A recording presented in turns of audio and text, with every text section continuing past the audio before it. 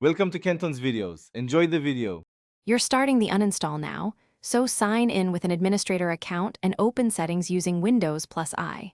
Once in settings, go straight to apps, then installed apps to surface Microsoft Excel.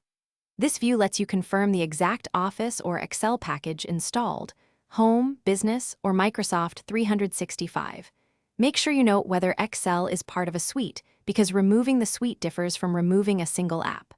Once confirmed, you're ready to choose the app and begin removal.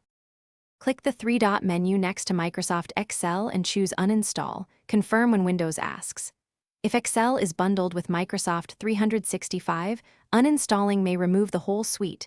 Choose accordingly.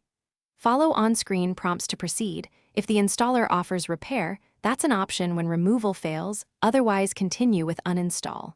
Allow the process to finish. Make sure you don't interrupt it. If the system requests a restart, go ahead and restart to finalize file removal and registry. After the uninstall, check Programs and Features in Control Panel, or run the Microsoft Support and Recovery Assistant if anything stalled. It fixes common removal issues. Manually remove leftover folders in %program, files %, and %app data % only if uninstall completed. Clear temporary installer files and reboot once more.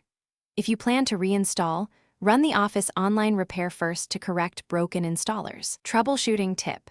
If the built-in uninstall fails, run the Microsoft Uninstall Support tool.